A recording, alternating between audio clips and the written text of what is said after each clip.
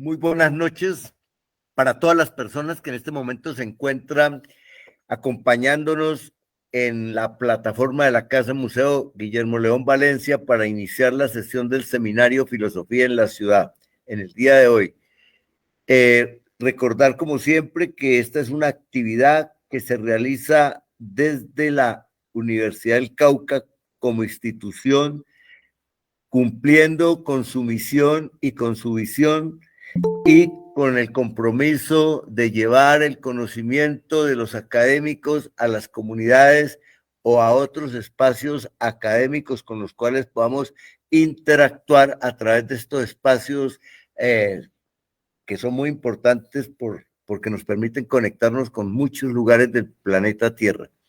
Esta actividad también forma parte de las actividades de la Facultad de Ciencias Humanas y Sociales, del Departamento de Filosofía, del Grupo de Investigación en Ética, Filosofía Política y Jurídica que dirige el doctor Aristides Obando Cabezas y del actual y renovado Semillero de Investigación ARQUE, que está bajo la coordinación, bajo la tutoría mía y bajo la coordinación directa de la Magíster Diana Alejandra Soto. Y bueno, unos agradecimientos a los ingenieros que nos mantienen conectados en la virtualidad y a la doctora Alejandra Collazos, que es la directora de la Casa Museo Guillermo León Valencia. Esta noche nos acompaña Gerardo Eliud López Vargas, él es magíster en Desarrollo Sostenible y Medio Ambiente de la Universidad de Manizales. No quise poner toda la cantidad de la hoja académica que él tiene porque no cabe en el espacio. Está haciendo un doctorado en etnobiología y estudios bioculturales de la Universidad del Cauca, y además trabaja con el Ministerio del Desarrollo. ¿Es que, Gerardo? No, señor, con la Contraloría General de la Contraloría General de la Nación. Bueno, entonces vamos a darle el uso de la voz a Gerardo. Nos va a hablar, como ustedes ya todos saben, de los tramas de la propiedad colectiva en Colombia con una mirada desde la categoría de de lo biocultural. Entonces, bienvenido, Gerardo, a este espacio. Espero que no sea la única oportunidad en la cual podamos tenerte aquí. Vale, profe, muchas Luis gracias. Reinel, buenas noches, encantado de volverte a tener por estos lugares. Bueno, buenas noches a todos. Buenas noches, Luis Reinel. Bueno, buenas noches a todos, todas, mil gracias por el espacio. Ya habíamos tenido en otras oportunidades y en otros escenarios de compartir con el profesor Gustavo Zorrilla y pues he tenido la oportunidad y el gusto de escuchar las diferentes intervenciones o varias de las intervenciones que se han hecho en este espacio desde que lo conocí. Hoy que me da la oportunidad pues de participar y de compartir una parte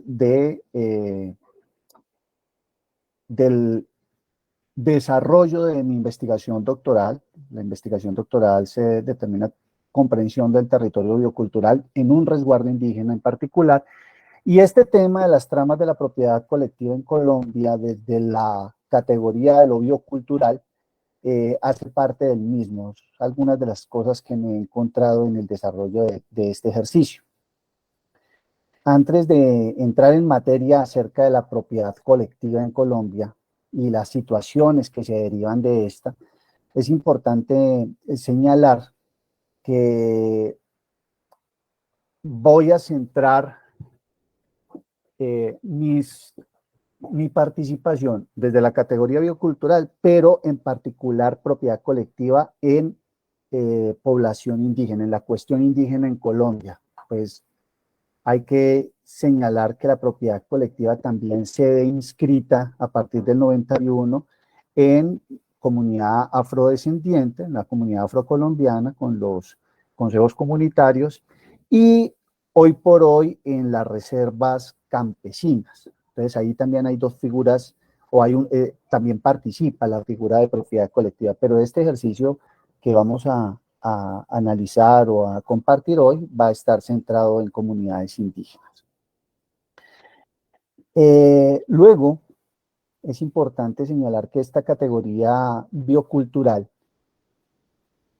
o que la concepción del territorio biocultural es una respuesta o una propuesta, mejor, de reconocimiento al ejercicio de gobierno y gestión de lo propio en las comunidades indígenas. Y es importante, pues, que la consolidación de ese territorio biocultural como categoría dentro del ordenamiento territorial del Estado-Nación.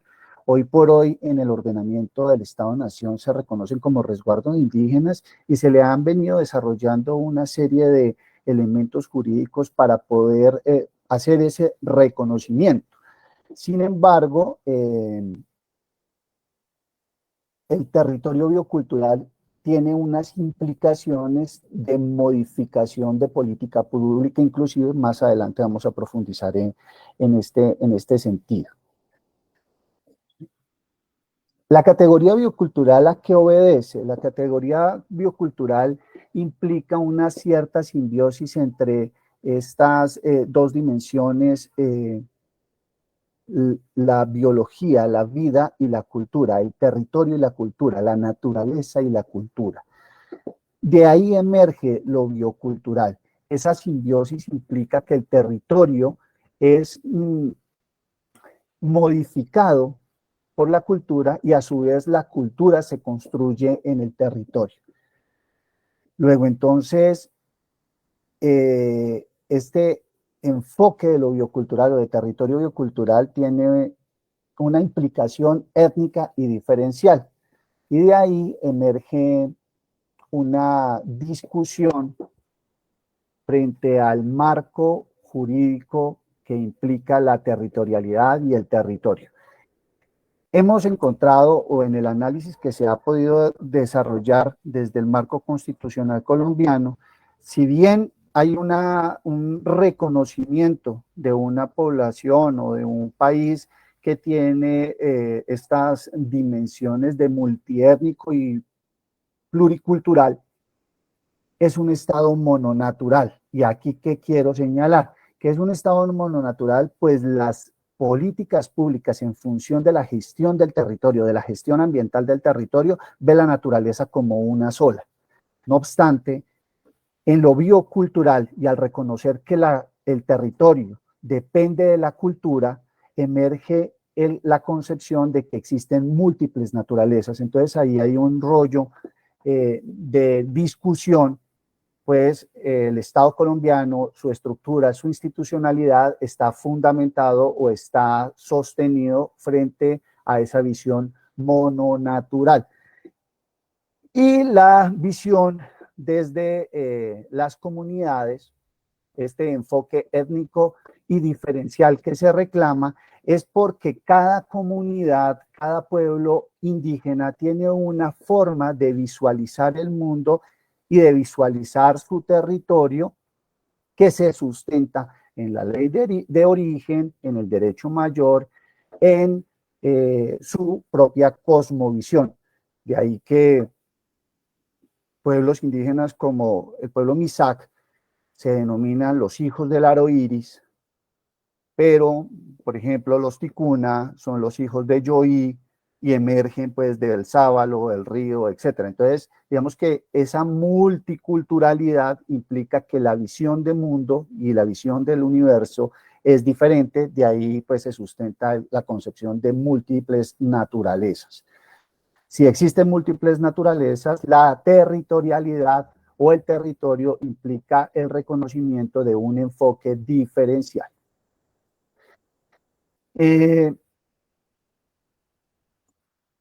La investigación acerca de la comprensión del territorio biocultural ha llamado la atención frente a comprender esa gestión diferencial o esa gestión étnica del territorio biocultural a través de ese reconocimiento del locus de enunciación de la comunidad, de comprender la cosmovisión particular. Y desde ese conocimiento entablar espacios de diálogo con las disciplinas del conocimiento occidental que la comunidad considera relevantes. Aquí, como la institucionalidad se ha construido la institucionalidad del Estado-Nación se ha construido con ese enfoque mononatural y obviamente está permeado dentro de un sistema hegemónico económico capitalista y se determina a través de una postura etnocéntrica bajo la matriz de pensamiento eurocéntrico occidental, pues implica que todo pensamiento localizado resulta disruptivo. De ahí que estas estructuras de la organización indígena, particularmente en el Cauca, quienes tenemos pues la oportunidad de conocerlo de manera más cercana, que es el Consejo Regional Indígena del Cauca, presenta una posición de resistencia permanente frente a las imposiciones del Estado-Nación. Y esa tecnocracia del Estado es la que empieza a pretender subordinar formas de ver el territorio, de gestionar el territorio de manera diferente, y pues obviamente se impone a través pues de la normatividad y las leyes. El territorio entonces, desde la visión occidental, deviene pues de o pretende, la concepción del territorio pretende superar la visión etérea o ambigua de lo que significa el espacio desde la disciplina de la geografía. Y ese superar esa visión etérea, ambigua de lo que significa el espacio, permite analizar diferentes formas como la sociedad se ha apropiado de la naturaleza. Ahí hay una visión eminentemente una visión antropocéntrica. Y señala pues que esa forma como se apropia de la naturaleza la gente, redefine el espacio en formas filosófica, ontológica y una forma fáctica y práctica de existencia, la forma como los modos de producción se desarrollan.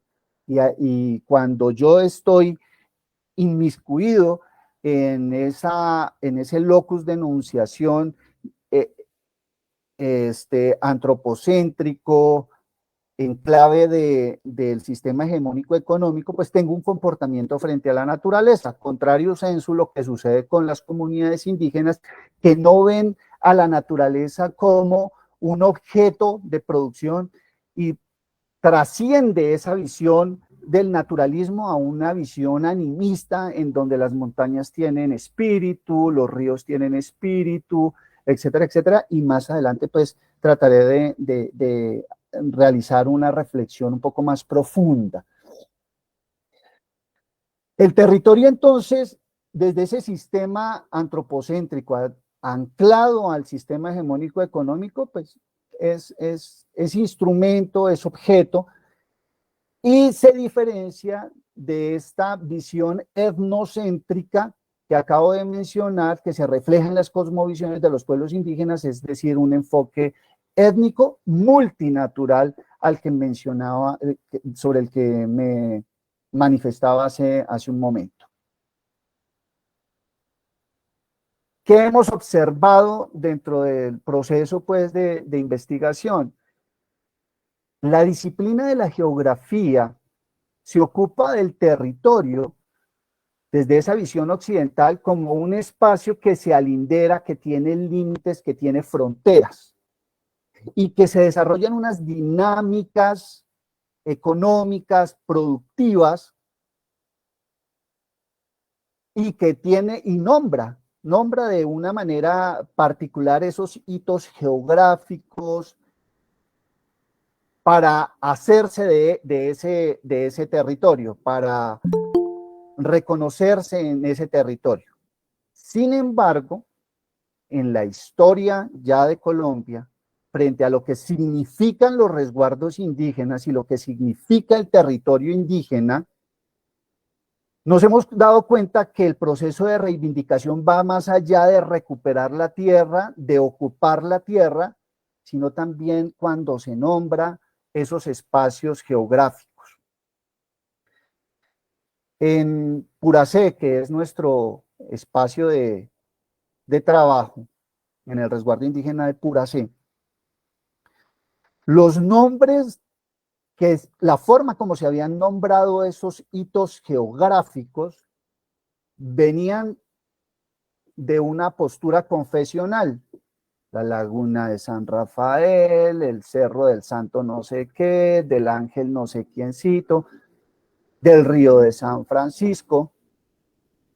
Y hoy hay una nueva forma de visualizar o de visibilizar el territorio cuando se nombran esos espacios como la laguna de Andulbío, Chapío, Jebalá, y esos nombres tradicionales en su lengua originaria traen una forma de comprender el territorio. Un ejemplo, Pulichi. Pulichi, que es una palabra originaria que se transforma a Puliche como apellido de una familia. Pulichi son las nubes negras que se enarbolan en medio de las montañas y corresponden a un espíritu que tal vez no está del todo cómodo con lo que está sucediendo en la comunidad y determina ciertos comportamientos y ciertas acciones dentro del territorio. Entonces, una primera forma de hacerse de ese territorio, de ese espacio colectivo, está en el nombrar esos hitos. Y obviamente, pues, están en el Nasayugüe, en el Guayunaiki, en el Siapedé, en el Ticuna, en el Nanrip, en las diferentes lenguas originarias, y tienen unas significancias que determinan el comportamiento de la comunidad.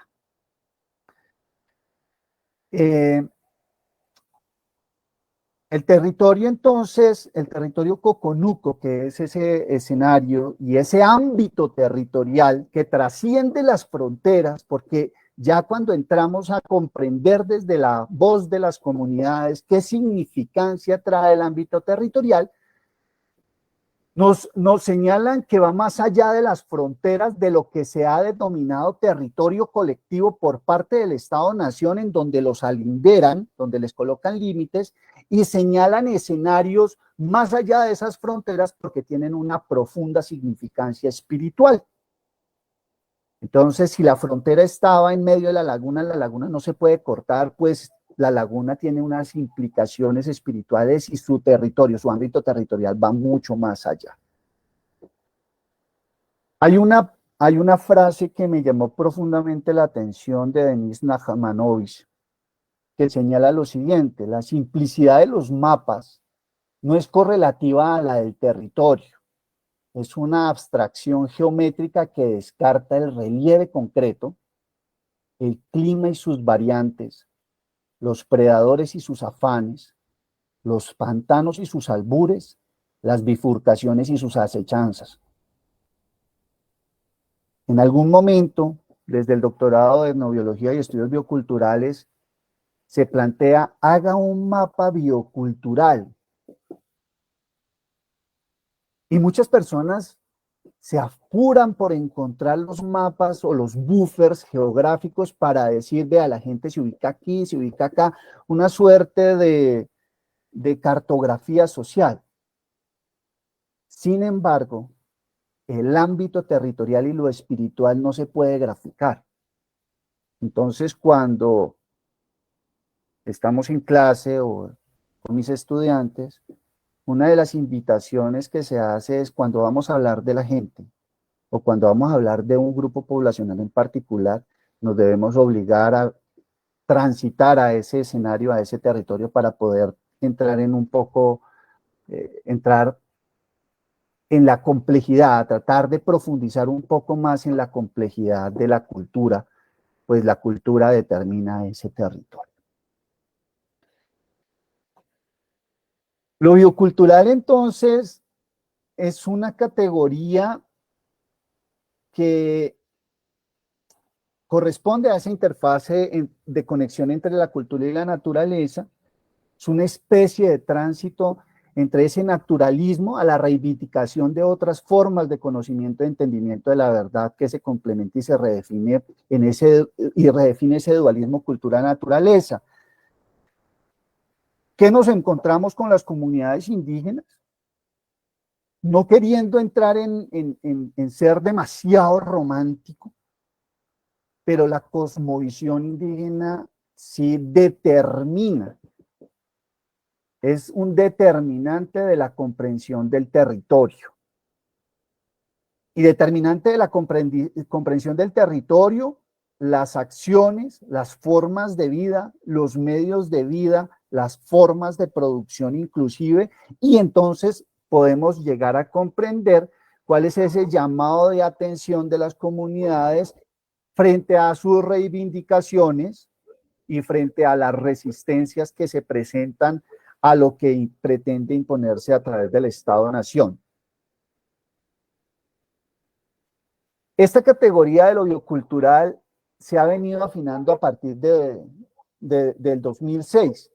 En general, los estudios que se han hecho a través de la bioculturalidad destacan esa necesidad del enfoque biocultural para la gestión ambiental y se propone dentro del convenio de la diversidad biológica un reconocimiento especial frente a el conocimiento tradicional y hacen fastuosas reuniones en virtud del reconocimiento del conocimiento tradicional, pero están en clave del sistema hegemónico económico, buscando siempre reconocer que ese conocimiento tradicional puede permitir nuevas formas de producción y de generación de plusvalías.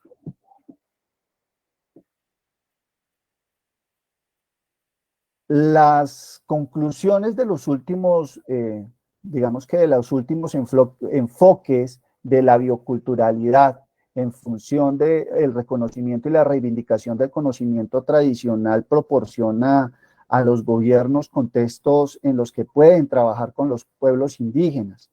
O sea, eso nos permitiría comprender de mejor manera la postura de los pueblos indígenas y generar una postura de gana-gana en las negociaciones o diálogos o consensos, búsqueda y procura de consensos en los espacios de participación ciudadana, como lo son las consultas previas a las comunidades cuando se van a desarrollar proyectos de desarrollo, proyectos de impacto.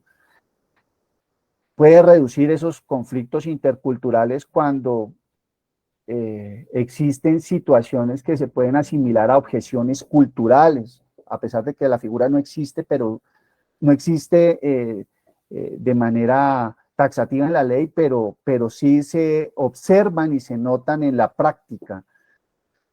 Dar a las comunidades indígenas una mayor confianza en el sistema, que el sistema entiende su relación con el medio ambiente. Esa revitalización del conocimiento tradicional para la conservación biocultural es absolutamente fundamental para aliviar los desajustes de escala. Y aquí voy a dar un ejemplo patético, producto de una intención, de una muy buena intención, pero que lamentablemente redunda en un daño no colateral, un daño directo a la comunidad. Un ejemplo. Se dio la discusión del páramo de Santurbán, producto de la intención de una multinacional para establecer un entable de explotación de oro. Y la gente se indignó y pretendimos a través de estas acciones populares que se desarrollaran acciones por parte del Estado-Nación, y llegan los tecnócratas del Estado y dicen sí señor, o primero los políticos y dicen sí señor, efectivamente tenemos que desarrollar una política en función de proteger los páramos. Le piden a la tecnocracia del Estado, ahí estuvo la gente del Henry von Humboldt, de las corporaciones autónomas, y empezaron un proceso de alinderamiento de páramos. culminan sus maravillosos estudios y determinan que los páramos en Colombia deben ser alinderados por encima de la cota de los 2.600 metros sobre el nivel medio del mar, y les dicen y determinan que sobre esa cota no debe habitar absolutamente nadie ni se deben desarrollar actividades económicas. Pues resulta que el resguardo indígena de Puracé y la población del resguardo indígena de Puracé, todos viven sobre esa cota.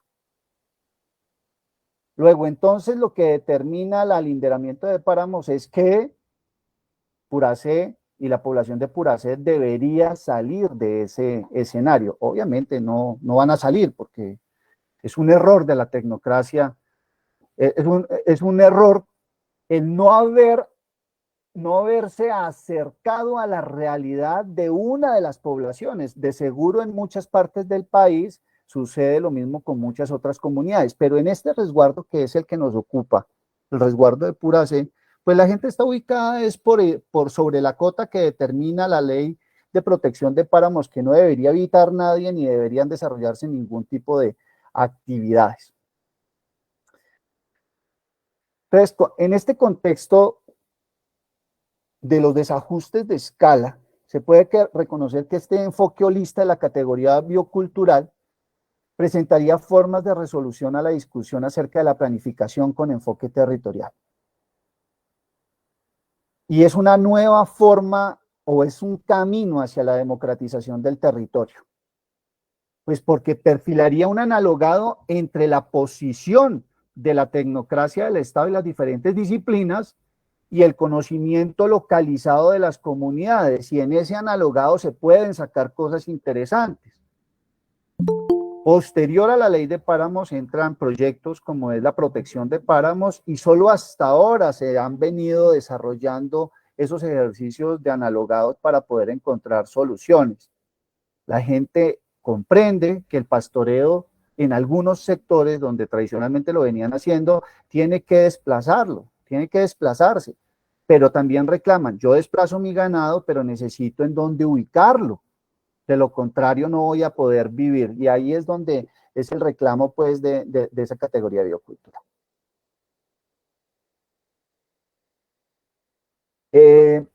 Voy a plantear entonces ahora sí, de manera más puntual, esas tramas de la propiedad colectiva en Colombia y en particular de la propiedad colectiva en los resguardos indígenas. Las comunidades, o las personas mejor, que hacen parte de las comunidades indígenas tienen que vivir en dos mundos. Y el vivir o habitar en esos dos mundos, en esos dos espacios de enunciación, les generan apuros ontológicos. Por una parte, una persona de un resguardo indígena es comunero, hace parte de la comunidad, se inmiscuye en las decisiones de la comunidad a través de sus asambleas. Todos, indistintamente, hombres, mujeres, niños, pueden levantar la mano y su voto es válido. Y la comunidad, de acuerdo a su cosmología, a su cosmovisión, a sus usos y costumbres, determina unas formas de comportamiento en el territorio. Su lenguaje y la significancia de los hitos geográficos en clave occidental les determinan unos ciertos comportamientos y unas ciertas formas de gestión de su territorio. Pero a su vez, estas personas hacen parte de un Estado-nación que se ha constituido en clave de un sistema hegemónico económico que determina que el éxito del ciudadano se funda en su capacidad de consumo, en su capacidad de acumulación, y ese también es un determinante de comportamiento.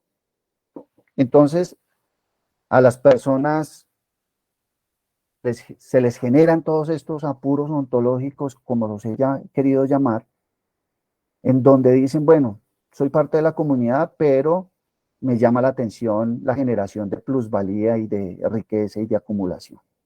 Soy parte de la comunidad y sé que tengo que producir la tierra, pero la producción de la tierra de manera tradicional se hace con las semillas nativas que no tienen los mismos índices de productividad de las semillas transgénicas.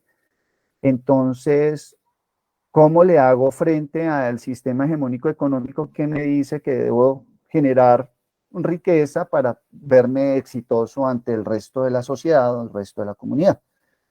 Entonces, hay algunas personas que actúan de manera práctica, pragmática.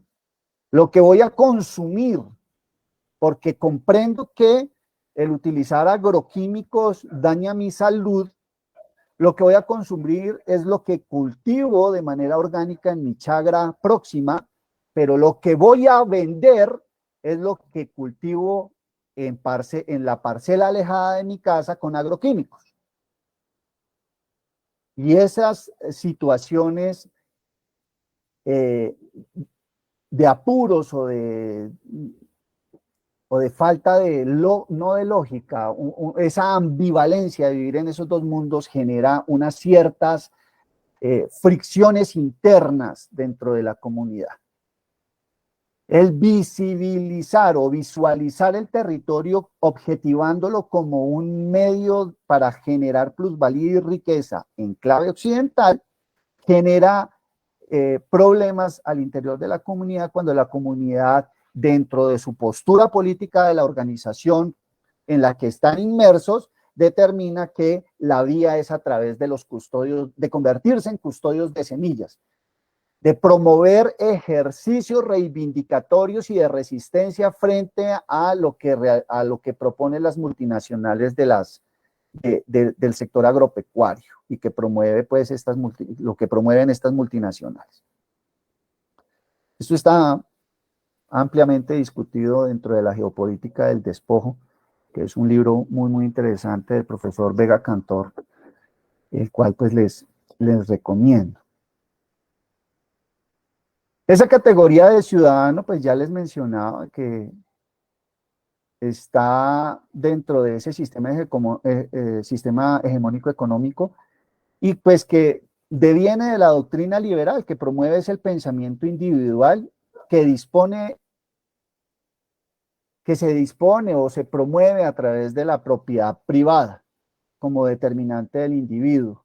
Entonces, el pensamiento hegemónico sustentado en ese pensamiento liberal propone un individuo individual, mientras que la postura comunitaria promueve un comunero que hace parte de un colectivo y las decisiones las tomamos en función de la comunidad. Esto tiene unas implicaciones frente al territorio colectivo. Hay unas armonías, hay unas desarmonías. Y esas armonías y desarmonías son externas e internas. Ya una desarmonía externa era lo que les mencionaba frente a los problemas de escala, las políticas públicas impuestas por el Estado-Nación en un territorio localizado y que de pronto no se compadece con las realidades de ese territorio localizado. Ahí hay una desarmonía externa. Las desarmonías internas, el tema de las formas de producción. En este contraste, la naturaleza política del territorio colectivo se ha configurado en el mecanismo de protección. O sea, se visualiza que el territorio colectivo, el resguardo, mi resguardo, es un mecanismo de protección del acervo cultural y así se formula y se reconoce en la Constitución Política de Colombia. La forma de control y filtro cultural a los dispositivos de ocupación técnica y tecnológica y es un inhibidor del avasallante paso de la tecnología y reclama la reflexión sobre los impactos y resultados que proponen las mismas en la comunidad y el territorio. El territorio colectivo se convierte en esa trinchera de la comunidad en donde yo tengo la posibilidad de autogestionarme y hacerle frente a situaciones que van en detrimento de la calidad y las condiciones de vida de la comunidad misma. Sin embargo, hay unas situaciones que no son del todo del todo positivas. Ahora, frente a esa trinchera que he mencionado como territorio colectivo, es importante señalar lo siguiente.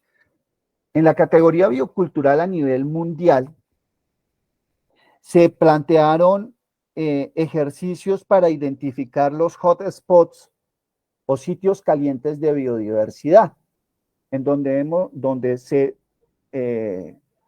sitúan o se identifican los sitios o países de mayor diversidad biológica en el mundo, y resulta que tienen una relación directamente proporcional con la diversidad cultural y étnica que se ha localizado. De ahí que Colombia, uno de los países con mayor biodiversidad, pues se reconoce que existe una mayor número pues, de formas de pensamiento y de intención y de gestión del territorio. El 2021 se realizan unos estudios, un estudio de derecho, se denomina estudio de derecho a la propiedad colectiva en Colombia, es uno de los primeros o de los más próximos ejercicios de análisis sobre este asunto, pero lo hacen en función de identificar la relación de bioculturalidad con los territorios colectivos. Datos. Territorios colectivos en consejos comunitarios ocupan en el área territorial de Colombia 5 millones y medio de hectáreas aproximadamente, de las cuales el 90% están ubicados en territorios, en sitios ecológicos o ecosistemas de especial importancia ambiental. Los resguardos de origen colonial y los resguardos indígenas de otros orígenes ocupan cerca de 100 millones de hectáreas y tienen la misma condición. 80-90% están en ecosistemas estratégicos. Las zonas de reserva campesina tienen tal vez la misma situación, presentan tal vez la misma situación. Y cuando hablamos de ecosistemas de importancia, de especial importancia, hablamos de los páramos, como ya los mencioné hace un momento. Y en función de los páramos se ha legislado y se legisla sin considerar la realidad de lo local. Los humedales, los bosques secos, los bosques húmedos tropicales, otras coberturas vegetales de importancia ecológica. Entonces, es muy importante para el desarrollo de políticas públicas con un enfoque étnico y diferencial para que desde lo biocultural sepamos atender no solamente lo biológico en los ecosistemas de especial importancia, sino a las comunidades mismas. Pero la propuesta desde la Convenio de Diversidad Biológica está en función de cuánto le podemos sacar a esos ecosistemas estratégicos, pues hablamos es en clave de bienes y servicios ambientales, una postura eminentemente economicista. Aquí hay algo bien interesante para quienes estamos participando del proyecto de investigación de la justicia como reconocimiento. En esta misma investigación se hace un análisis de la sentencia T-622 de 2017, cuando la Corte Constitucional reconoce derechos del río Atrato y plantea que realmente esta sentencia lo que propone es comprender el alcance de la sentencia con el propósito de reconocer los derechos bioculturales de las comunidades étnicas, con énfasis en la relación que existe en conservar los ecosistemas y la supervivencia cultural de los pueblos. No es en función económica, es en función del ecosistema estratégico y la cultura de las comunidades que están dentro de ese ecosistema estratégico. Y ahí hay que empezar a trabajar, creería yo, en observar una visión un poco menos economicista y más humana.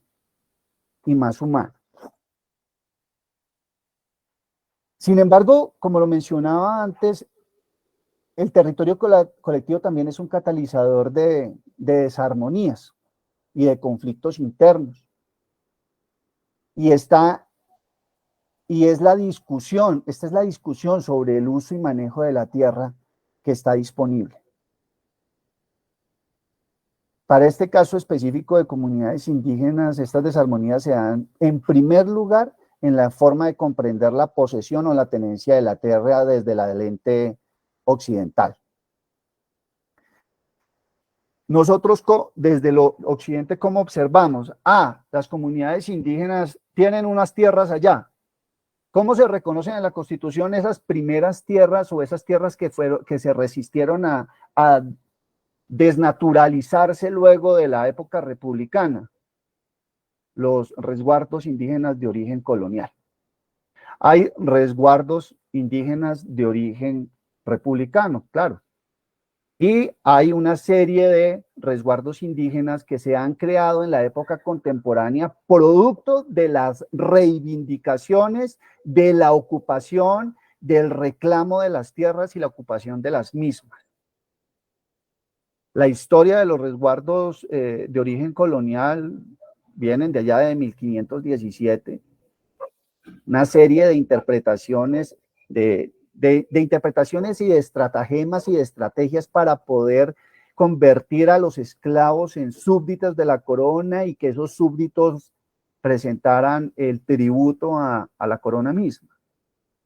Llegan la época republicana y dicen, no, un momento, cada quien debe ser dueño de su pedazo de tierra. Entonces no los veían como comunidad, sino como simples parceleros y difuminaron los territorios colectivos. Y luego se empiezan nuevamente a recoger porque muchos de las comunidades indígenas se reconocían era como colectividad, como comunidad, y no permitieron que se desperdigara la tierra, que se atomizara la tierra en parcelas. Y producto de esa historia, visionarios como Manuel Quintín Lamy plantean a su gente que la ley de origen, la naturaleza, es la que demanda que el indio la vea, la proteja, la viva, y con una cantidad de metáforas muy bellas acerca de la filosofía de la naturaleza, de que los filósofos son los que cantan en las mañanas, las aves. Plantea que es necesario recuperar la tierra. Estoy hablando de la década de los 30. Y solo hasta 1970, 72, que se consolida el Consejo Regional Indígena del Cauca, emprenden y sistematizan un proceso de recuperación de la madre tierra y de la reivindicación de la tierra para las comunidades indígenas. Ahora, esa propiedad colectiva requiere un proceso de saneamiento. Muchas de las tierras se recuperaron a sangre y fuego, las ocuparon, y entonces se requiere el saneamiento de las tierras, se requiere otorgar posesión a las comunidades indígenas. Y aquí vienen todos estos entuertos jurídicos en donde se le reclama a las comunidades que presenten el título colonial para otorgarles propiedad sobre la tierra. Muchos títulos desaparecen y requieren larguísimos procesos judiciales para que se reconozca lo que correspondía al territorio que fue entregado de esa manera. Otros se titulan y hacen parte de la masa del resguardo. Y ahí está la situación muy bien. Sin embargo, luego del proceso de la recuperación y ocupación de tierras que se titulan en los resguardos, empiece un proceso de consolidación del territorio en donde cada vez que salían las comunidades indígenas a reclamar en la carretera para que se les otorgara más tierra, implica la compra de tierras por parte del Estado para la constitución de nuevos resguardos, la compra de tierras para la ampliación de otros resguardos, la gente y la población crece, y se otorga nuevos predios por parte del Estado sin que estos hagan parte de la masa del resguardo. ¿Esto qué implica? Situaciones como la que pasó en la avalancha que se llevó la carretera panamericana en Rosas Cauca. Rápidamente entra el gobierno a intervenir y dice, ya tenemos la vía por donde vamos a hacer la variante al sitio del desastre. Y al día siguiente salen las comunidades indígenas y en un momento, este territorio es mío. De manera ligera, el ministro de Transporte indica, no, este territorio, esas tierras son del Estado. Pues les cuento la historia. En una masacre que se dio en Corinto en los años 80, el Estado debió resarcir a la comunidad, compró unas tierras en Rosas y le entregó la tierra a la comunidad, pero se la entregó en una simple acta. La escritura de la tierra está a nombre del Estado. Por eso, de manera ligera, el ministro de Transporte dijo, no, es que esta tierra es del Estado, nosotros podemos hacer por ahí la carretera. Y de esa manera se están haciendo la adquisición de tierras para las comunidades indígenas. La Agencia Nacional de Tierras, todas las propiedades o las tierras que adquiere con el propósito de entregarse a las comunidades indígenas, las compra, las deja a nombre de la Agencia Nacional de Tierras y les entrega una simple acta. No se realiza el proceso traslaticio de dominio y no hace parte de la masa del resguardo. Eso tiene toda una serie de implicaciones. ¿Qué sucede además? Con la ley 715 se le otorgó un recurso a los resguardos indígenas para que desarrollaran sus planes de vida. Y con esa plata, dentro de los planes de vida se pueden hacer procesos de adquisición de tierras, pero se adquieren las tierras por parte de los cabildos y se adquieren las tierras bajo la figura de propiedad privada, no de propiedad colectiva, no hace parte de la masa del resguardo. Y entonces más adelante cualquier líder o pseudo líder o el cabildo, en el mejor de los casos, con todas las buenas intenciones, lo que hacen es vender la tierra y volver la plata de bolsillo, meterlo en otro proyecto. Pero el propósito fundamental de la compra de las tierras es la consolidación del resguardo, de la masa del resguardo para tener los espacios de vida y los medios de vida suficientes para la gente. Y ahí hay una desarmonía. Entonces, todas estas situaciones he listado unas implicaciones. Los predios en general no se visibilizan en el catastro como territorios colectivos. Yo tuve la oportunidad de hacer una auditoría que se le hizo a 880 resguardos en el país. Obviamente me correspondió al departamento del Cauca. En el Cauca son 110 resguardos, pero tan solo 64 aparecen en el catastro. Las etapas de preinversión, de ahí que hay un subregistro en la cartografía oficial y limita la gestión pública de la institucionalidad. Cuando uno no conoce las cosas, pues va y mételas de caminar. Toma malas decisiones si no tiene la información suficiente. Las etapas de preinversión de los proyectos de impacto económico desconocen los predios públicos y privados ocupados por comunidades indígenas. El ejemplo de Rosas. Pero también hay ejemplos patéticos de represas, de torres de transmisión de energía, de parques eólicos, de carreteras. Porque lo primero que debe hacer un contratista es pedirle, o lo que hace la ANLA, la Agencia Nacional de Licencias Ambientales, es pedirle al Ministerio del Interior, oiga, Ministerio del Interior, en estas coordenadas hay un resguardo indígena, hay comunidad indígena. Pues ellos van a la cartografía oficial y en la cartografía oficial no aparece allí un territorio colectivo, pues dicen, no, ahí no hay nada, hágale. Hágale es que cuando están en la etapa de inversión, cuando ya tienen que entrar materialmente a desarrollar la obra, aparecen las comunidades llamando la atención, oiga, es que aquí estoy yo, reconózcame. Entonces, hay una sensación de atropello por parte de la comunidad, pero también hay una sensación de frustración por parte de los empresarios o de las personas que pretenden desarrollar el proyecto. Y es la falta de generar un ambiente o de tener un sistema suficientemente adecuado para que se tenga en consideración hacer parte de la masa del resguardo, que se consoliden esos resguardos con todas estas tierras que están en estas figuras de público o de privado. El registro de predios adquiridos por la Agencia Nacional de Tierras para Territorios Colectivos a nombre del Estado y que no se consolidan como parte de la masa del resguardo, desconocen derechos de autonomía en la gestión del territorio. Los predios adquiridos con recursos del Sistema General de Participaciones que quedan a nombre del Cabildo como órgano de gobierno son transables a riesgo de pérdida de los recursos, entendiendo que los proyectos de desarrollo deben estar en línea con los planes de vida, es decir, de pervivencia del pueblo étnico.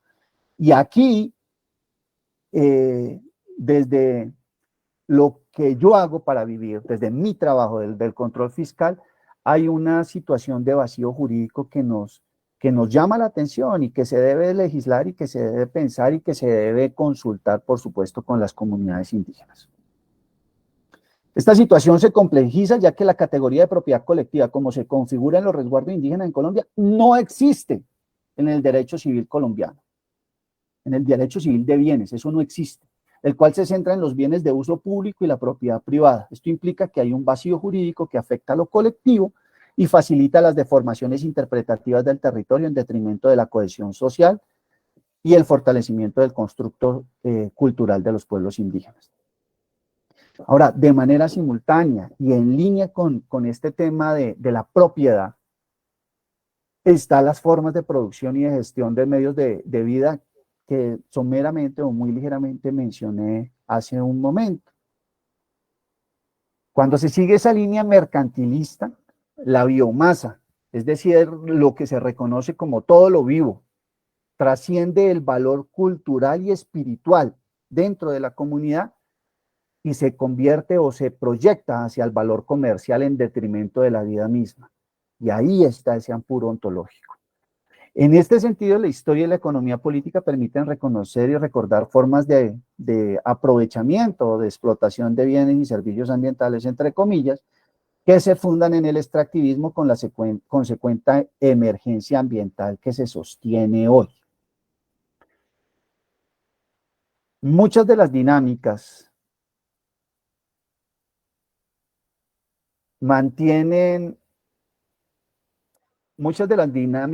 locales están subordinadas al conocimiento occidental. Muchas de las prácticas occidentales se imponen, y el llamado de atención desde la categoría de lo biocultural es entrar en un analogado, en un diálogo, no necesariamente en un consenso o no necesariamente aparece un disenso, pueden aparecer cosas nuevas, formas diferentes de hacer las cosas. Estos sistemas de producción que se imponen y ponen en riesgo las dinámicas ecosistémicas locales, por tanto esa biodiversidad y las culturas que viven en esos territorios, son las siguientes. Los monocultivos y el desplazamiento pues de la biodiversidad genética. Cuando uno profundiza sobre el discurso de Fede Palma, con todos estos monocultivos, señalan, no, es que la biodiversidad creció porque se ven más animales, sí, más animales tal vez de una sola especie, pero todos los animales y la dinámica ecosistémica que existía antes del monocultivo, pues fue desplazada. Insisto, no con esto quiero señalar que la dimensión económica que se constituye dentro del concepto del desarrollo sostenible no sea importante. Pues, en este mundo, en función del sistema hegemónico económico, pues resulta importante lo económico, la generación de riqueza, plusvalía y demás. Pero creo que el llamado de atención es el reconocer que en lo local tienen unas dinámicas diferentes y no necesariamente imponer un monocultivo resulta lo más adecuado para ellos y pues para la pervivencia del planeta. El uso de agroquímicos y la contaminación del suelo y fuentes de agua. No puedo señalar que Puracé sea lo mejor, porque se nota el uso de agroquímicos, pero le señalaba cómo se ajustan ellos. Dicen, no, lo mío, lo de la chagra o lo de la huerta o lo más próximo aquí para pancoger es lo que yo me consumo y utilizo las semillas nativas y utilizo sistemas tradicionales de producción, pero pues obviamente yo tengo que traer la sal, tengo que traer el azúcar, tengo que pagar el servicio de celular, tengo que pagar la energía, los servicios públicos y además me dicta que el doctor es lo que es el éxito, entonces tengo que enviar a mi hijo al colegio, a la escuela, con el propósito de que haga una vida en la ciudad y porque él desea ser exitoso. El éxito se mide en función de eso, entonces yo necesito entrar en esa dinámica. Y los sistemas, y por supuesto, pues ahí está la ampliación de la frontera agrícola, sistemas mecanizados que disminuyen la capacidad de carga productiva, que se imponen o muestran formas, entre comillas, vuelve y juega, de lo que es la productividad y la competitividad dentro de ese sistema hegemónico económico. Esas son las reflexiones que traía para hoy. Les agradezco enormemente por haberme escuchado.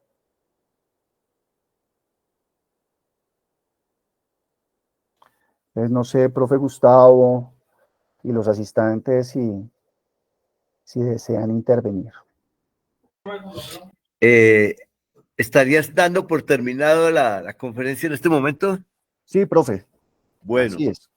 Gracias. Muchas gracias. No, pues has colocado sobre el tapete muchos problemas de los que, digamos, uno quisiera como profundizar en ellos, pero sobre todo, una de las cosas que yo considero es preocupante es esa relación tan ambigua entre el Estado y las comunidades, que finalmente, por eso se mantiene revelándose, como tú dices, ¿cierto? Porque ponen las tierras, pero no ponen las tierras, ponen problemas en vez de colocar soluciones. Por ejemplo, ¿qué pasó en Rosas con el grupo indígena que estaba allá, que fue los que se llevaron de acá de la famosa problema que hubo en Corinto y que supuestamente los trasladaron allá? La información siempre está sesgada.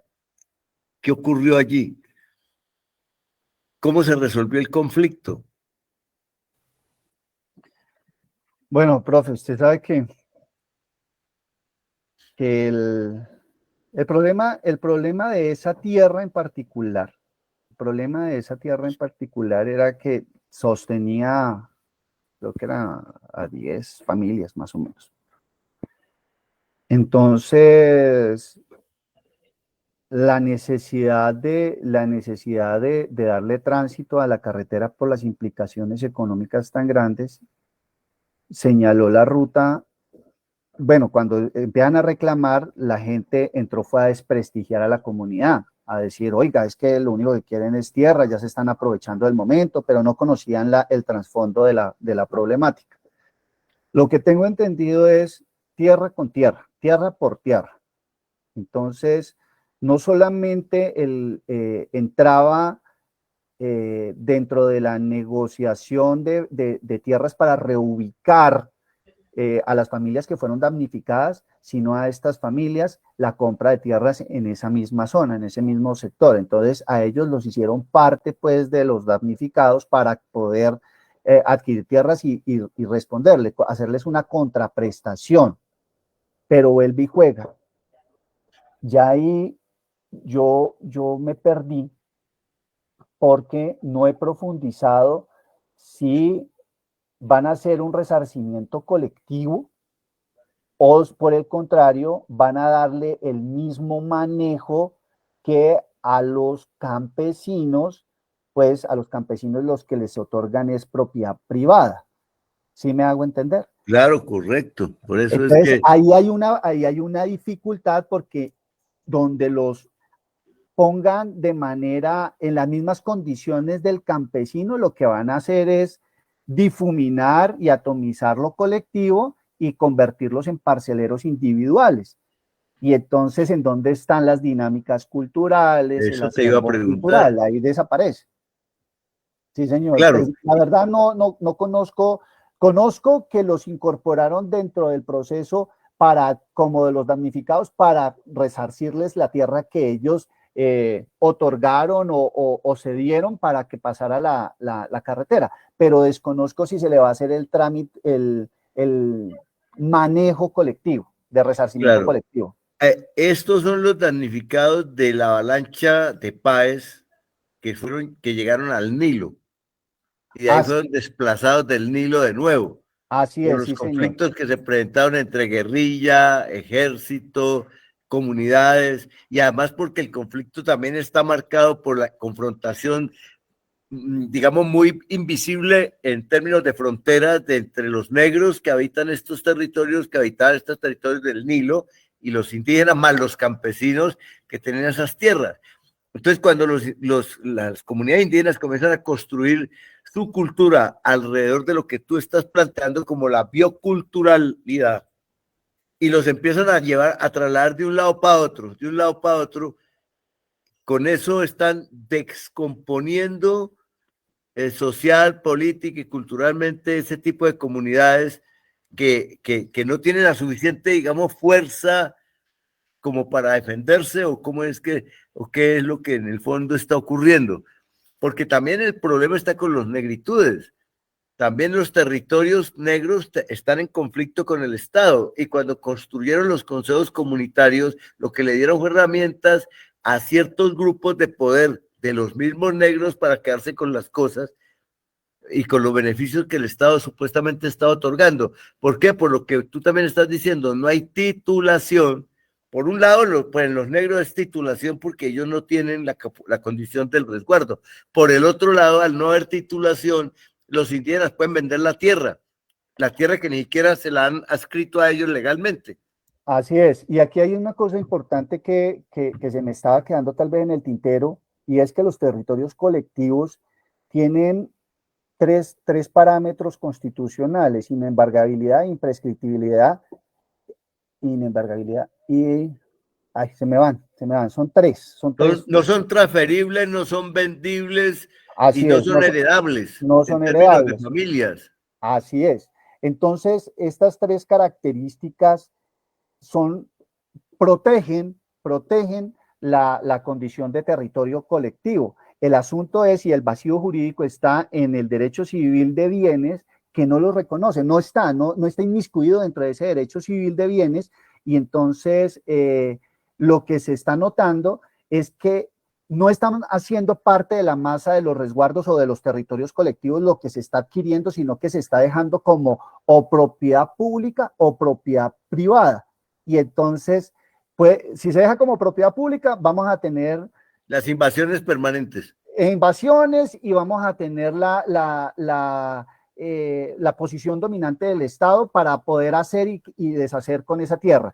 Y si lo dejamos en propiedad privada, el problema de que cualquiera se puede abrogar el derecho de transar ese territorio, esa propiedad. Entonces, la solución es procurar que se consolide el proceso tras laticio dominio y que llegue a la masa del territorio colectivo. Dígase resguardo, dígase consejo comunitario, dígase reserva campesina, porque de lo contrario lo que van a generar va a ser un foco permanente de conflicto interno y con el Estado. Claro, tengo entendido que, por ejemplo, en la zona de Coconuco, saliendo hacia el Huila, hay territorio, se supone que hay un resguardo, el resguardo Coconuco, pero dentro del mismo resguardo Coconuco hay tierras con propiedad privada. Así es. Y entonces, por ejemplo, las famosas termales. Entonces, eso está generando permanentemente conflictos no solamente de intereses, sino de conflictos que llegan a la violencia. Pero además los mismos indígenas también tienen o asumen propiedad privada sobre territorios que, como no están definidos en términos de resguardo con límites propios, pues no se sabe quién son y ellos se apropian de eso. Pero a mí yo veo otro problema más con relación a ese conflicto que tiene que ver con la bioculturalidad, y es el conflicto de aguas. Sí, porque los que perdón. tienen el agua, como lo que pasa acá arriba entre los NASA, entre los MISAT y la comunidad que está abajo al pie de Piendamó. Arriba tienen el agua y los campesinos acá dependen de que el agua circule o no circule desde los indígenas. Entonces hay conflictos de intereses permanentes en esa zona del río Ovejas y de toda esa zona que linda con Tunía, Piendamó y Guambía. Así Usenda, es. por ejemplo, que es uno de los más afectados. Así es, así es. Y aquí es importante señalar lo siguiente, ¿no? El agua como derecho humano. Sí, yo ya voy a atender. El agua como derecho humano y como fundamento de vida debería llamar la atención al comportamiento de las personas y al comportamiento político y al desarrollo político. Insisto, voy a poner un ejemplo de lo que sucede con Popayán. Popayán tiene 3 acueductos y los 3 acueductos se favorecen es de la gestión ambiental que hacen las comunidades indígenas en la parte de arriba. Si las comunidades indígenas fueran irresponsables en el manejo de su territorio, Popayán no tendría agua. Se acababa el agua. Se acababa el agua. Entonces, si usted coloca a la gente de la parte alta de Usenda, por ejemplo, y les dice, ustedes tienen este territorio para ustedes, pero no les señalan que deben gestionar de mejor manera el territorio, pero si ellos no tienen otros espacios de vida suficientes para poder sostener la vida de sus familias, la gestión, por más que ellos tengan una espiritualidad muy cercana al territorio y a esos espacios de vida, pues primero está la papa y van y pican el espacio que puede ser de captura de agua y van y lo pican porque necesitan comer y darle de comer a sus familias. Entonces, creo yo que obviamente cada sector tiene su particularidad y sus problemáticas, pero lo más importante es acercarse al territorio para poder hacer una gestión local y democratizar ese territorio en la forma de gestionar el mismo y los recursos que hay en él. Quise ejemplificar el tema del agua con la particularidad de Popayán porque los 3 resguardos de la parte alta, Quintana, Puracé y Paletará, son los que proponen el agua. Pero son los dueños del agua. Son los dueños del agua, pero proponen la gestión del agua de manera diferente. Y el constructo cultural de los 3, a pesar de que se denominan políticamente pueblo coconuco, el único coconuco etnia es Puracé. Sí. Paletará son gente foránea. Y Coconuco, digamos que Coconuco, el resguardo Coconuco tiene coconucos, pero también tiene puenenses, pero también tiene gentes de otras latitudes que han hecho parte y se han incorporado dentro de la comunidad. Y tienen son indígenas urbanizados. Exactamente, y son indígenas urbanizados los de Coconuco, y si usted va a la zona de Paletará, son empresarios del agro. Del agro, de la papa, de la trucha y de toda esa zona. Son empresarios del agro. Y lo mismo pasa, Gerardo, con Morales. Y toda la zona que conecta Timba, Suárez, Morales, Piendamó, toda esa carretera, esa vía. Ajá. Eso es una vía, por eso Cauca tiene tantos conflictos, porque esa es una vía casi que es una bomba de tiempo para que empiecen a reventar por todas partes, y máxime ahora con la ampliación de la carretera con la doble calzada. Así es. Eso está generando muchos problemas.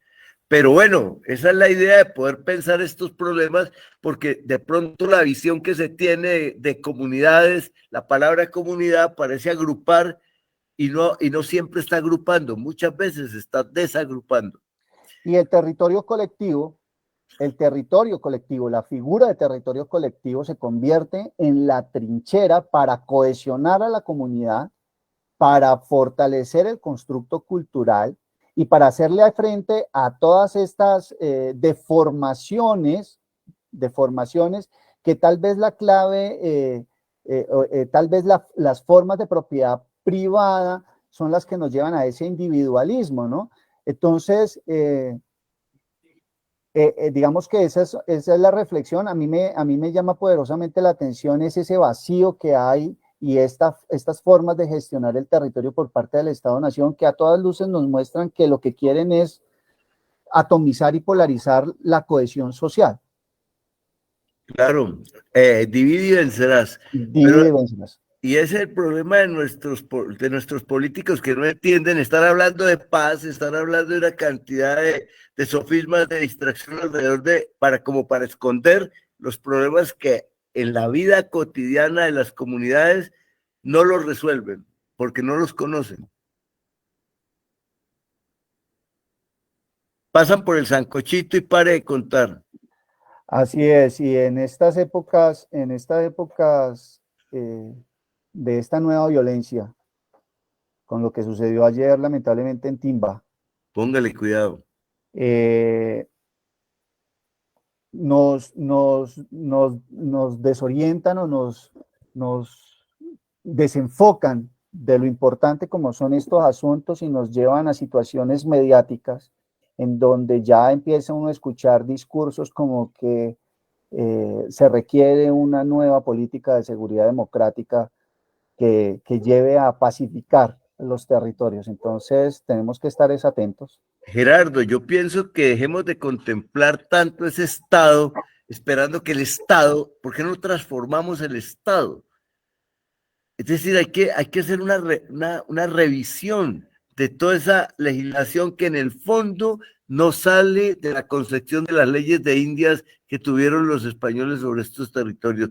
Tribute, tribute, tribute, ¿no? Y controle, controle, y controle, y hagan el juego a la propiedad de la tierra, a la propiedad del agua, a la propiedad de la minería, ¿no? Y si el subsuelo es del Estado, entonces vienen los otros conflictos y entonces los páramos, y bueno, es un permanente juegue aquí, juegue acá y mantiene a la gente, digamos que dispersa, embolatada, finalmente no encuentra siquiera una orientación que les permita, no sé, cómo afianzarse. Eso pasa con los negros en el Pacífico, en toda parte, y los campesinos y los mestizos, porque una cosa es ver los toros desde la ciudad y otra cosa es meterse allá, como se mete usted, como me he metido yo, a estar metido en el conflicto directamente y a oír directamente las quejas, ¿no? Por todos los incumplimientos. Mire lo que pasó con la vía al llano, le cerraron llano los derrumbes, la vía al llano, y quienes se joden, pues todo el mundo, porque no hay soluciones concretas del Estado. Sí, por eso tal vez la propuesta hacia una política biocultural implica reconocer esa autonomía de lo local y tal vez realmente llegar a esa descentralización, porque nadie sabe si una política general amplia realmente está resolviendo la particularidad de lo local. Y es Tomás Cipriano de Mosquera tenía razón, debió ser un Estado federal, no centralista. Y hacia allá tal vez están transitando muchos de los pensadores en procurar un federalismo en Colombia, sí señor. Un federalismo que permite por lo menos que cada región resuelva sus problemas dentro de ese orden de lo biocultural, de lo bioético, de lo biogenético, que es lo que se usa hoy en día en términos del lenguaje político o de la ética o de la filosofía práctica o qué sé yo. Pues ese prefijo de lo bio es la vida y es claro, estar en función de la vida. Entonces creo yo que aquí vamos a tener que enfrentarnos o tal vez las próximas generaciones van a tener que enfrentarse en unas discusiones muy, muy profundas acerca de lo que es lo humano y la humanidad y referirse, inclusive llegar a referirse en profundidad al control poblacional, porque somos demasiados. Bueno, Gerardo, creo que ha sido una conversación muy interesante. No veo que nadie levantó la mano. Ya estamos acercándonos. Diana Alejandra levantó la mano. Estamos acercándonos al tiempo del cierre. Diana tiene el uso de la palabra. Bueno, buenas noches para todos y para todas. A Gerardo, gracias por asistir. Yo tengo una pregunta. Al escuchar el discurso, hay unas categorías bien interesantes. Primero, la habitabilidad del pueblo Puracé por encima de la cota de los 2.800 metros sobre el nivel medio del mar tiene unas connotaciones históricas. Alguna vez hablando con uno de los habitantes de Puracé me decía, no, si es que a nosotros nos obligaron a subir cuando llegó la época de la colonia y la época de la violencia, entonces tuvimos que subir. Nosotros deberíamos vivir en otro lugar, pero ya no hay espacio. Entonces creo que allí nombrabas muy bien el problema del espacio y el problema de habitar. No hay medios, no hay espacio para habitar en otro lugar. Sin embargo, me llama mucho la atención ese concepto de esa categoría que utilizaste de apuro ontológico. Hace poco leía un documento de una chica de la Universidad de los Andes en el que había estudiado, el documento se titula Desarrollo y Suicidio en Indígenas Ticuna de Puerto Nariño y Leticia en el Amazonas. La revisión que hace esta mujer es el porqué de los suicidios en los indígenas ticuna y era al verse, quisiera saber si entiendo lo de la categoría del apuro ontológico, al no saber en dónde existen. Existo como indígena, existo como urbano, tengo unas necesidades dentro de mi población de pertenecer a la cultura, de generar unos hábitos culturales, unos comportamientos de respeto, de espiritualidad, pero del otro lado la cultura occidental me exige el consumo, el éxito, y en ese tránsito no responde ni el Estado, ni responde el resguardo, ni responde, nadie responde y se encuentra el ser solo, en ese ser, en ese preguntarse por la esencia, por el existir. No sé si está el apuro ontológico o realmente te refieres a otra cosa diferente. Yo lo vería por el lado de la existencia y la existencia en esos dos mundos o sea, ¿cómo le respondo al desarrollo económico dentro de una comunidad como Puracé, que regularmente lo que se va a poder obtener es para alimentarse y el acceso a bienes y servicios se encuentra limitado? Y tal vez la cultura limita ese acceso a los bienes y servicios. Entonces allí no sé, no conozco casos de suicidio en Puracé, no los conozco, pero sí llama mucho la atención ese estar de las comunidades o de las culturas en esos dos mundos. Entonces, no sé si me hice entender la pregunta. Sí, perfecto. Lo que señalas es así, o sea, son estas angustias de vivir en dos mundos. Las angustias de vivir en dos mundos, pues, y obviamente, alguien me decía a mí, cada quien vive sus angustias como mejor le parezca, o como pueda llegar a determinarlo y cómo se haya construido. Y voy a darte un ejemplo, o tal vez voy a tratar de darte un ejemplo de lo que sucedió con el pueblo ticuna. Yo tuve la oportunidad de vivir 6 años en el Amazonas. Trabajé con los 31 pueblos, con 31 resguardos del Amazonas. Y definitivamente el territorio y el ambiente en el que uno se construye determina la forma como puede hacerle frente a las vicisitudes de la vida misma. No es lo mismo un comunero del resguardo indígena de Puracé, que está a 1 hora de Popayán y que vive en la conectividad, a un comunero de un resguardo indígena de Nazaret, por ejemplo, del pueblo ticuna, que vive a 2 horas de Leticia y que vive en un escenario totalmente diferente. No es lo mismo un comunero de un resguardo Witiboc 69 que te toca viajar 7 días por lancha para poder llegar a ese territorio, en donde, dicho sea de paso, el mayor determinó, llevaban 10 años sin ejecutar un solo peso de las transferencias del Estado, porque el mayor de la comunidad había determinado que no se iban a tocar, pues él había visto cómo comuneros de otros pueblos se habían enloquecido por el tema del dinero, y el dinero no era lo que ellos requerían como comunidad. O sea, hay casos como este, que puede sonar muy lindo, muy bonito. Se alejaron del sistema hegemónico económico. Hoy no sé en qué condiciones se encuentren, pero digamos que las angustias de cada quien se viven dependiendo de cómo se haya construido y el entorno que lo ha construido. Y por supuesto, tal vez estos chicos ticuna, de este pueblo ticuna, que tiene una construcción totémica como los guayú, que es matriarcal como los guayú, no aguantan o no tienen la posibilidad, no tienen mecanismos, herramientas para hacerle frente a ese sistema hegemónico económico occidental a los que se enfrentan, y por eso su agobio es tan profundo que toman la decisión de quitarse la vida.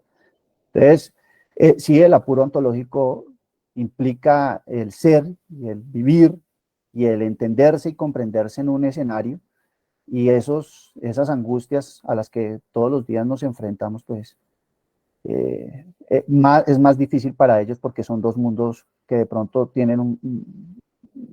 son muy antagónicos, resultan antagónicos, y en esa antagonía pues esas angustias se vuelven mucho más fuertes, más difíciles de sobrellevar. No sé si con eso respondo la pregunta. Y los casos, el caso de Australia, donde las comunidades fueron desapareciendo porque pasaba un avión y ya no, quedan locos, totalmente locos. Sí, total. Y fueron desapareciendo, inevitablemente fueron suicidando. Así es. Fueron dando de comer, de trabajar, de todo. Se sentaron en la carretera, cruzaron los brazos y se quedaron allí. Son casos en Australia bien documentados por los antropólogos. Sí, claro. De hecho, el hecho de que simplemente sobrevuele un avión por una comunidad no contactada, el choque ideológico frente a su cosmovisión y su cosmología es absurdo, porque de ver solamente las aves volar a ver un avión grandote pasar por sobre ellos es una ruptura gigantesca frente a su filosofía de vida y a su forma de existir. Sí. Así es. Entonces, digamos que el choque ontológico está en esa dimensión. Sí, profe, Gerardo, muchas gracias.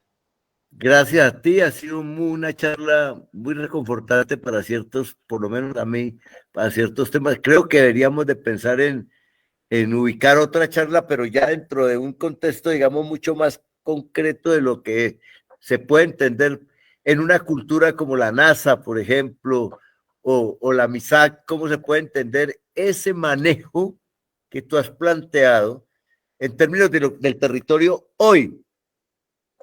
Vale. ¿No te parece? Porque vos tenés las herramientas. Entonces, hoy, ¿qué es lo que está pasando? ¿Cómo están ellos mismos viéndose a sí mismos? Y porque los que se ven, o sea, los que interactúan con el Estado son los líderes y los que echan la plata al bolsillo. Pero y el resto ni siquiera se entera realmente de lo que pasa. Ojo que ahí hay una cuestión prejuiciosa, ¿no? No, claro. Porque no necesariamente todos los líderes echan la plata al bolsillo. No, hay yo no lo quise decir como lo planteaste vos en el Putumayo también. Sí, hay gente que nos echa la plata al bolsillo, por supuesto. Así es. Pero lo que pasa es que la gente empieza a, ¿cómo se dice?, a denunciar ciertos fenómenos políticos que se están dando al interior de las comunidades. Y lo que vos decías, se enlocan con la plata de las transferencias. Así es. Y entonces ahí quién puede. Bueno, sí. Profe, ha muchas sido un gracias. placer haberlos tenido aquí en este espacio hoy. Gracias, Gerardo. Seguimos conversando. Gracias a todos. Y nos vemos la semana entrante.